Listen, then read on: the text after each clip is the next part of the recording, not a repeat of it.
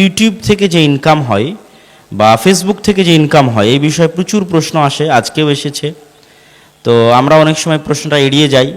তো আজকে যেমন ওই প্রশ্নটা আমি করে ফেললাম, সেরকম এই প্রশ্নটাও করে ফেললাম যে ইউটিউব থেকে ইনকাম করা অ্যাড দেওয়ার মাধ্যমে অথবা ফেসবুক থেকে ইনকাম করা অ্যাড দেওয়ার মাধ্যমে এটা আসলে কতটুকু শরীয়ত সম্মত অথবা কতটুকু জায়েজ? যে ইউটিউব বর্তমান যুগে প্রচার, সংবাদ প্রচার এছাড়াও ব্যক্তিগত মতামত, নিজের অভিজ্ঞতা শেয়ার করার অনেক বড় একটি প্ল্যাটফর্ম।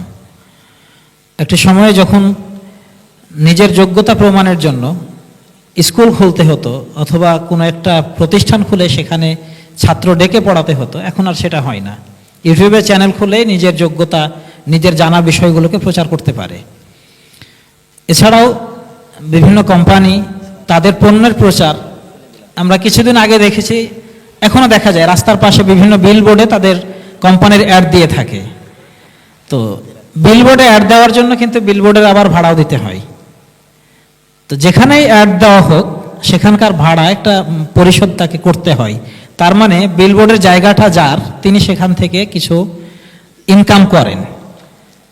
তো Facebook ID, Facebook page, YouTube channel ইত্যাদি, সেগুলো এক একজন ব্যক্তির এক একটা সম্পদ। আগের দিনে সম্পদ যেমন মানুষের জায়গা জমির মধ্যে সীমাবদ্ধ ছিল, এখন সম্পদের হিসাবটা যেহেতু আধুনিক যুগ, অনলাইন ভিত্তিক যুগ, এই জন্য সম্পদের হিসাবটাও চেঞ্জ হবে। তো সেই হিসাবে ইউটিউব চ্যানেল এটা একজন ব্যক্তির সম্পদ। তো ব্যক্তির ইউটিউব চ্যানেল বৈধ হবে কিনা এই ব্যাপারটা তার চ্যানেলের উপরে নির্ভর করবে। তার চ্যানেলে কী ধরনের ভিডিও পোস্ট করা হয়, কী ধরনের ভিডিও আপলোড করা হয়, ভিডিওগুলোতে কোনো কিছু হারাম থাকে কিনা, অবৈধ ভিডিও, শরীয়ত অনুমোদন দেয় না এই ধরনের কোনো ভিডিও আপলোড করা হয় কিনা।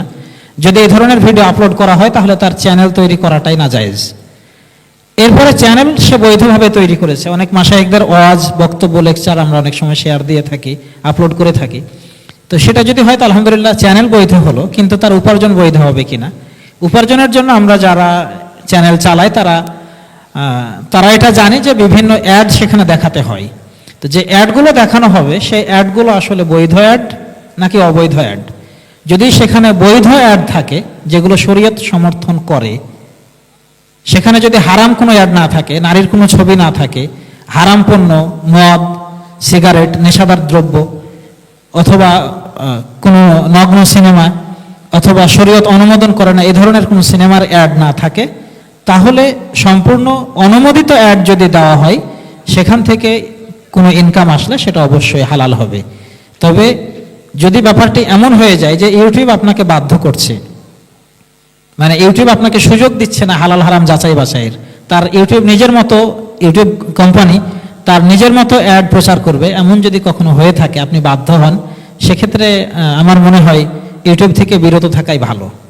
কারণ ইউটিউবের মাধ্যমে আপনি চাচ্ছেন মানুষকে হেদায়েতের পথে আহ্বান করতে, কিন্তু হেদায়েতের পথে আহ্বান করতে গিয়ে মানুষকে আপনি অন্যায় একটা লিঙ্ক দিয়ে দিলেন, একটা শরীয়ত বিবর্জিত কাজের লিঙ্ক দিয়ে দিলেন, এটা কখনো জায়েজ হতে পারে না। আল্লাহু আলাম।